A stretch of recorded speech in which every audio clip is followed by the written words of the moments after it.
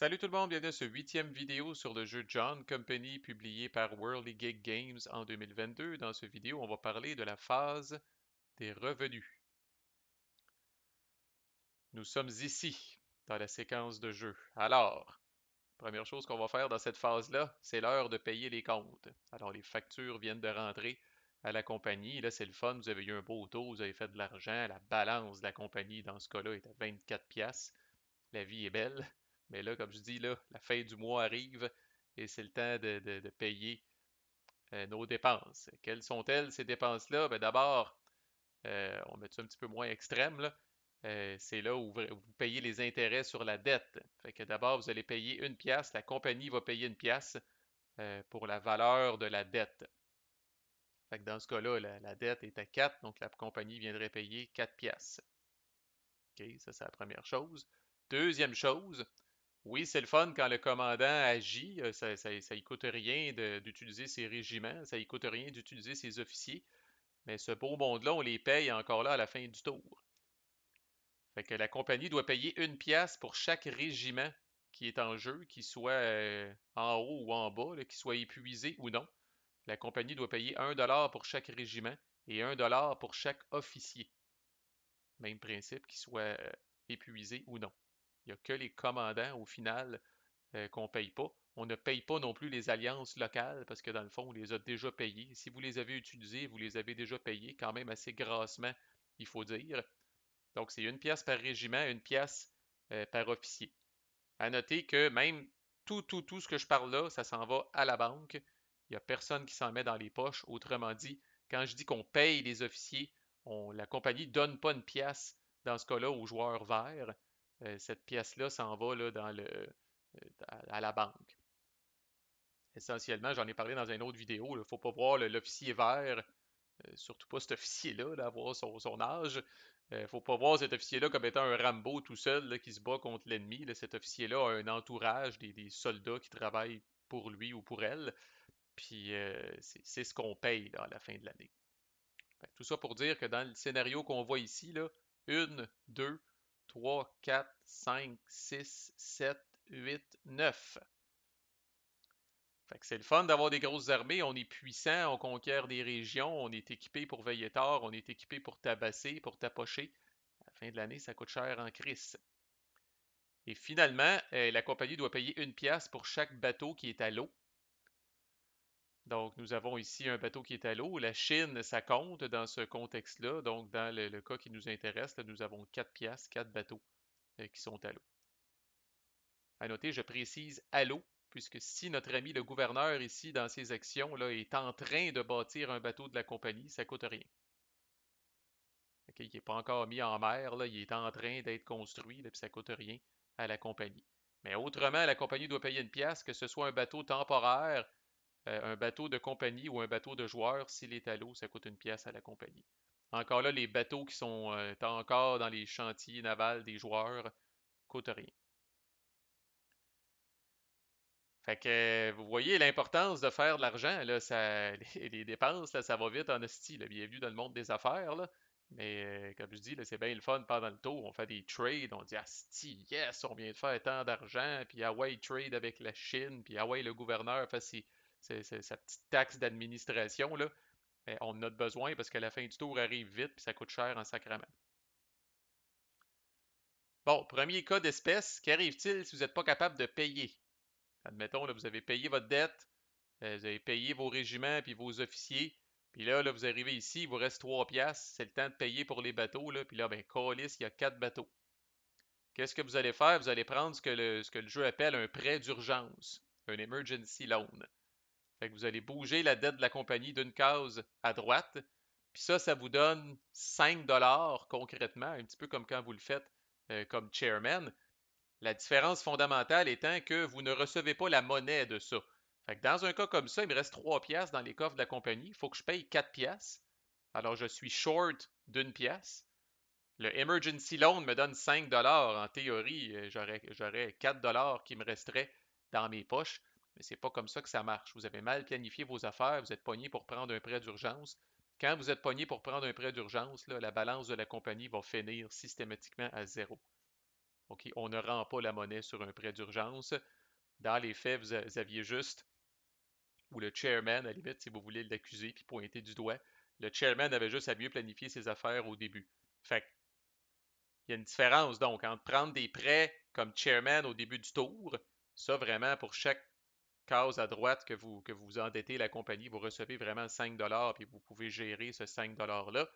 Mais si c'est une question de bad luck, là, il y a toutes sortes d'affaires, puis les joueurs vont se pointer du doigt, puis vont s'accuser mutuellement. Ah, si t'avais pas fait ça, ah, si t'avais pas manqué ce check-là, euh, si t'avais pas poussé ta luck par rapport à ça. Bref, quand on arrive qu'on est obligé de prendre des prêts d'urgence, là c'est moins drôle. Là.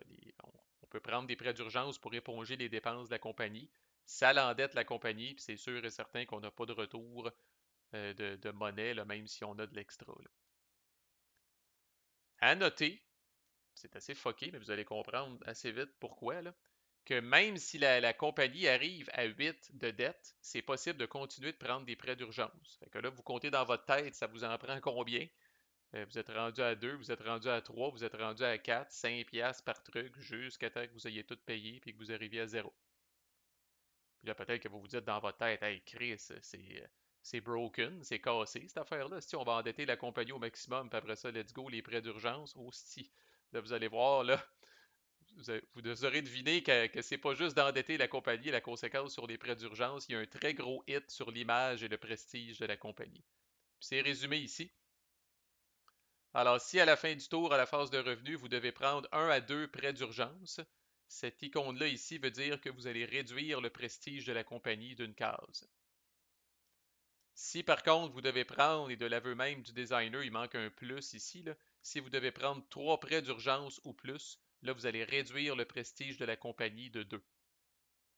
Et je rappelle que dès que ce marqueur-là arrive ici, la compagnie fait faillite et ça trigue la fin de la game, comme j'ai parlé là, dans une autre vidéo. Là. Fait que, tu sais, vous pourrez pas faire ça à tous les tours. OK? Le prestige de la compagnie commence ici, là. Vous êtes à 4 cases de la faillite. Alors, si votre beau plan, là, c'est de prendre trois prêts d'urgence ou plus à la fin de chaque tour pour couvrir les dépenses, là, vous ferez pas ça longtemps. En 2 tours, la compagnie va faire faillite. Là. Et c'est même pire que ça, là, on y revient, là, mais le prestige de la compagnie, c'est épouvantable. À noter, particulier au scénario 1710. Cette petite carte-là commence en jeu dans le setup du scénario 1710, la protection royale. À ce moment-là, la compagnie est encore un monopole, puis est vraiment là, sous l'aile protectrice là, de l'Empire britannique. Alors, ce que cette carte-là dit, c'est si la compagnie euh, a besoin de prendre des prêts d'urgence, le chairman, c'est lui qui décide, peut décider de discarter cette carte-là euh, pour éviter d'avoir à prendre des prêts d'urgence puis annuler là, toutes les dépenses qui restent. Une fois par game. Une fois par game, puisque la carte est discartée, c'est le chairman qui décide. Euh, Admettons un tour que ça l'a crissement mal été. Là. Supposons que vous êtes à 6 piastres, puis là on a fait le calcul de nos dépenses, c'est quoi? On avait 9 piastres ici, on avait, mettons, 4 piastres de dette, ça fait 13, puis on avait 4 bateaux, ça fait 17. Là, tu sais, on a 6 piastres, puis il faut payer 17 piastres, ça veut dire qu'il faudrait prendre 3 prêts d'urgence. Okay, un prêt d'urgence nous amène à 11, un autre prêt d'urgence nous amène à 16, puis un autre prêt d'urgence nous amène à 21 pour payer notre 17. Fait que là, il faudrait prendre 3 prêts d'urgence. Fait que là, euh, ça dit bien ici, là, si la compagnie aurait à prendre des prêts d'urgence, le chairman peut décider de discarter cette carte pour éviter tout ça et annuler toutes les dépenses qui restent. C'est bon en calice. Ça veut dire que ça ne bouge pas vers la droite et ça ne sera pas réduit. Mais c'est une fois par game. Et encore là, petit truc de stratégie de l'aveu même du designer. Faites ça, gardez ça pour les tours où ça va crissement mal. Tu sais, si vous avez besoin de prendre un prêt d'urgence, peut-être plus de le bouffer, bouger la dette ici, bouger le standing ici, puis tu sais, là, on se dit, on s'essuie puis on recommence, le prochain tour va être mieux. Euh, Puis essayer de garder ça pour les tours où ça va vraiment mal. Mais bon, la décision revient au chairman, donc c'est lui qui décide quand est-ce qu'il utilise cette carte-là, et ça, je répète, c'est particulier au scénario de 1710. Là. Je pense que dans les autres scénarios, c'est une loi, ça, ceux qui se demandent une carte de loi, ça a l'air de quoi, là? C'est une loi, ça, cette affaire-là, là. Dans les autres scénarios, peut-être qu'elle commence dans le deck du Parlement, là, ou peut-être qu'elle est enlevée carrément parce qu'il y a un moment donné où la compagnie est carrément plus un monopole, là. Ça veut pas dire qu'elle pourrait pas avoir la protection royale, remarquez, là, mais dans le scénario qui nous intéresse, ça commence en jeu puis est utilisable une fois par game. Et là, ce n'est pas tout. Ça, c'est très intriguant et c'est très bien fait. Le prestige de la compagnie est associé à des attentes qui sont écrites juste en dessous. Alors, le prestige de la compagnie, là où il commence en début de game, le chiffre qui est ici, 10$, ce sont les attentes de, fouille-moi, l'Empire britannique, en tout cas, un paquet de parties prenantes là, qui s'intéressent au sort de la compagnie. Là. Mais bref, ces gens-là, euh, ces gens-là ont des attentes. Dans ce cas-là, ces attentes-là sont que il reste 10$ dans les coffres de la compagnie une fois que les dépenses ont été payées. Au moins 10$ dans les coffres de la compagnie. Je répète, une fois que les dépenses ont toutes été payées. Et quel est l'impact de ça? Ben encore là, s'il y a une autre affaire qui est écrite ici, si vous terminez le tour, puis que l'argent qui reste dans les coffres de la compagnie est inférieur à ces attentes-là, encore une fois, le prestige de la compagnie tasse d'une case à gauche. Les gens sont durs avec vous autres. Les gens sont rough avec vous autres. OK? Ce qui veut dire, pour être certain que vous avez compris, que si vous avez un tour de merde et que vous êtes obligé de prendre 3 prêts d'urgence ou plus, ça c'est 2 shifts à gauche. Une fois que vous allez avoir fait ça, évidemment, la balance de votre compagnie va être à zéro, alors nécessairement, vous allez avoir un autre shift à gauche.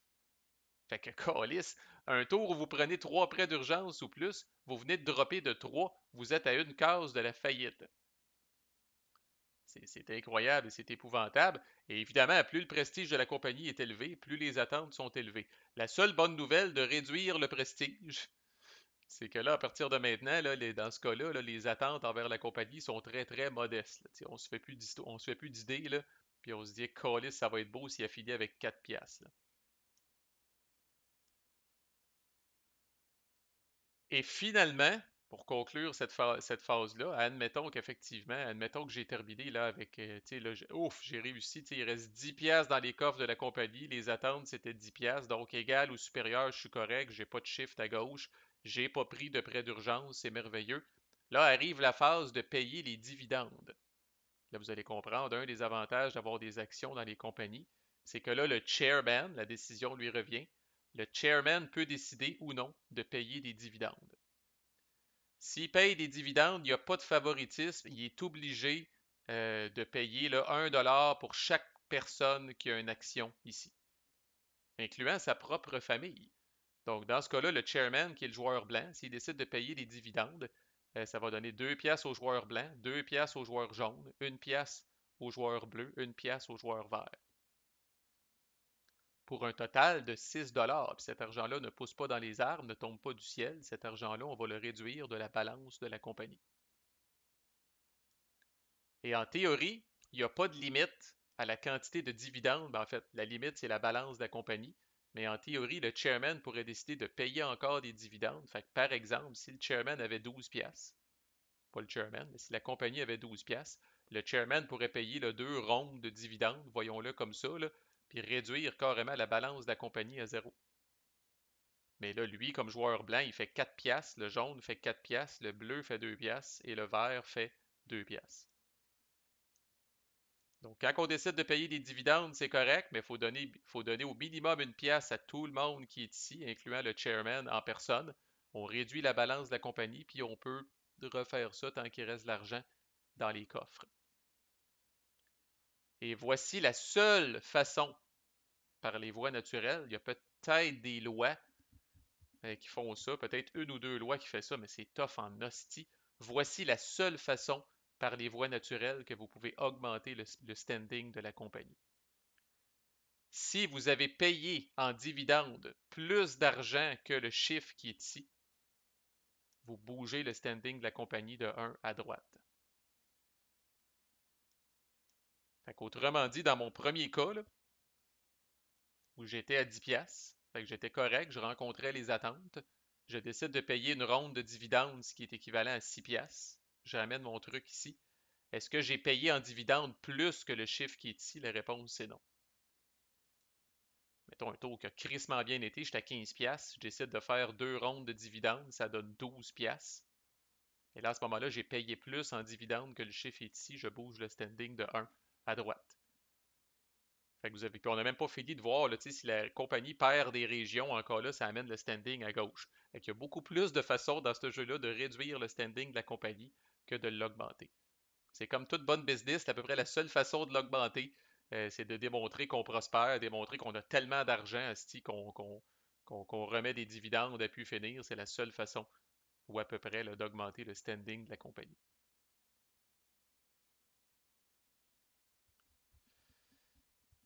Puis là, je- j'attire votre attention sur le fait que ça, c'est très facile d'avoir un très mauvais deuxième tour dans ce jeu-là. OK? Puis je vous explique pourquoi. Il y a une petite illusion au début de la game. Lors du setup, toutes les offices commencent avec 3 piastres. C'est comme ça dans le setup. Puis en plus, on commence le tour, puis là, le chairman peut s'endetter, puis distribuer de l'argent, puis tout le kit.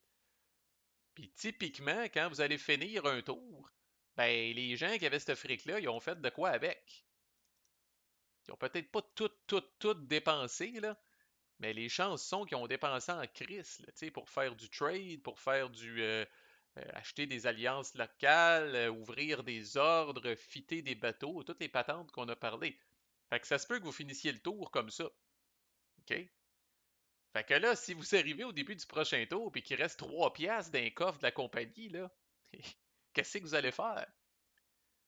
Là, vous allez avoir le Director of Trade. Hey, moi, j'ai besoin d'argent pour ouvrir des ordres. Le Manager of Shipping dit, hey, ça nous prend plus de bateaux. Les présidences vont dire, ben là, Chris, faut être capable de faire des trades. Ça nous prend de l'argent pour faire ça. Les commandants vont dire, hey, moi, je vais avoir besoin d'alliances locales si on veut s'expansionner puis tapocher. Le superintendant en Chine, s'il est là, va dire, moi, ça me prend plus de bateaux. Chris, qu'allez-vous faire? OK? Là, vous allez dire, ben, Marco, on va endetter la compagnie. Ben oui, je le sais bien. Jusqu'à une certaine limite. Mais bref, oubliez jamais que, étant donné que le scénario commence comme ça peut être trompeur, puis on peut avoir l'impression que tout le monde a de l'argent. Mais quand vous allez finir votre premier tour, à peu près plus personne n'a de l'argent. Puis la seule façon de leur donner de l'argent, c'est avec le fric de la compagnie, là. Puis oui, on peut s'endetter, mais pensez-y avant de remettre trop de dividendes, là, fait que, si j'ai 12 piastres, effectivement, j'ai le choix de payer une ronde de dividendes ou deux rondes de dividendes. Mais il ne faut pas oublier que si je paye deux rondes de dividendes, on se retrouve à zéro, là. Quand arrive le prochain tour, le chairman, il n'a pas le choix de prendre deux, trois dettes probablement, là. On l'a vu, là, cette dette-là, va falloir la payer après. Il faut la payer à la fin du tour, là.